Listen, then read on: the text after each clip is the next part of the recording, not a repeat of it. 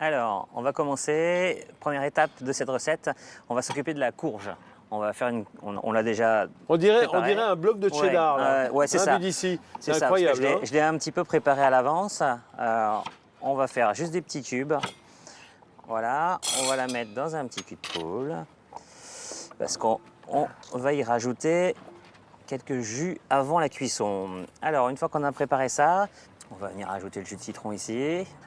Ici, du gingembre, la racine de gingembre. Donc, on a préparé un jus de gingembre.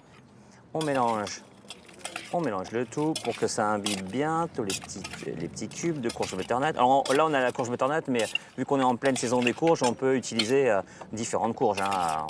Voici. Alors, on va étaler le tout. Oui, mais celle-là, elle se tient bien. Elle est ferme, mais il n'y a pas de graines. Exactement. Et puis, elle est légèrement sucrée. En plus, elle est vraiment sympathique. Et puis, elle va faire des bons petits cubes légèrement croustillants. Donc, une fois que c'est prêt, on va prendre notre plaque. On va l'amener au four. À peu près 180 degrés, 180, 190 degrés, une bonne vingtaine de minutes. Donc une fois que c'est terminé, et voici, on a nos cubes ici, qui ont légèrement coloré, et on a notre courge, notre première étape. Nos cubes sont prêts. Elles sont belles ces carottes, chef. C'est des carottes sanguines. Carottes sanguines. Oui, des petites carottes sanguines. Donc là, on va les couper en très très fines. Bon, là, Vous les avez pas épluchées? Non, non. On les a lavés. Non. La peau, c'est très bon dans les légumes. C'est un peu comme la carotte nouvelle, alors. Voilà, on les a juste nettoyés. Oui. Donc là, on a nos tranches de carottes. Et puis, on va préparer le mélange qui va nous servir à faire les pickles. Donc, du vinaigre blanc.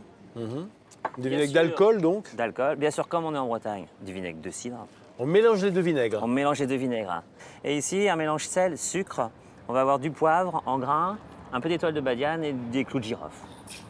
On va mettre ça à chauffer rapidement, voilà, pour préparer nos petites carottes. L'idéal, c'est de le faire la veille pour que ça ait le temps de macérer.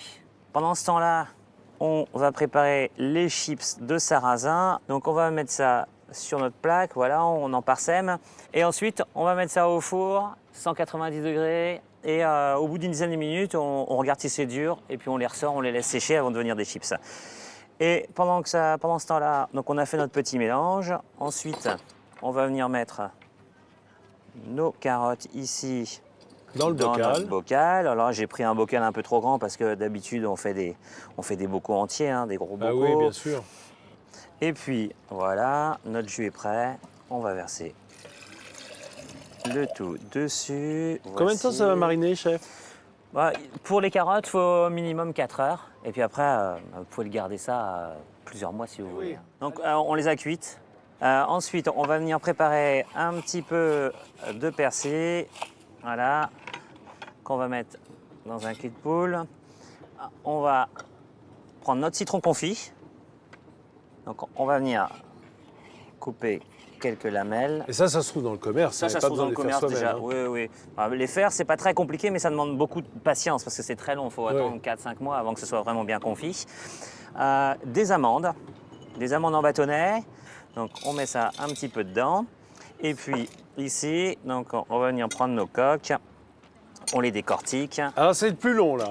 Oui, là c'est la partie un peu longue, mais normalement si elles sont bien fraîches, elles s'ouvrent facilement et elles se décortiquent. Voilà, c'est ça. La coque, je pense que c'est le mollusque qui se décortique le plus facilement. Oui, la coque n'est pas du genre à s'accrocher à sa coquille. Non, je veux pas y aller. Contrairement à la moule qui, elle, s'accroche beaucoup plus.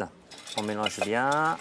Voilà. Et puis ensuite, on va mettre ça tranquillement avec un gros bout de beurre, bien sûr. Voilà, un petit peu de beurre salé et puis... Alors du coup, si on a des coques qui sont déjà salées et le beurre demi-sel, on n'a vraiment pas besoin d'en rajouter. Là, on a tout ce qu'il faut. Là, on va pas mettre de sel. Hein. On va laisser revenir tranquillement. Voilà, c'est pas très long parce que les coques sont déjà cuites. Donc là, c'est prêt. Ah oui, ça y est quoi. C'est prêt là. C'est juste pour chauffer. Hein. C'est juste pour réchauffer et puis mettre du beurre et amalgamer le tout. Donc on a nos coques. Et puis on a tous nos ingrédients, tout est prêt. Alors voilà, la recette est faite. On a notre poêlée de coque avec des amandes torréfiées, du persil, le citron confit, citron au sel, très important.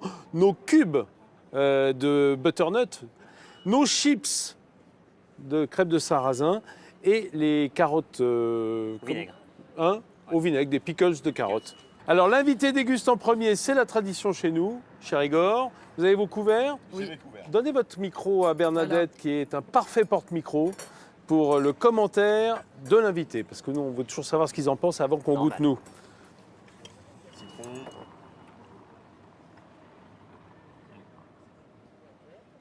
Non, c'est très très bon. Il n'y a rien à dire, c'est super bon. La coque avec le citron, c'est super. Ouais. Ça marche bien, Ouais. vraiment bien.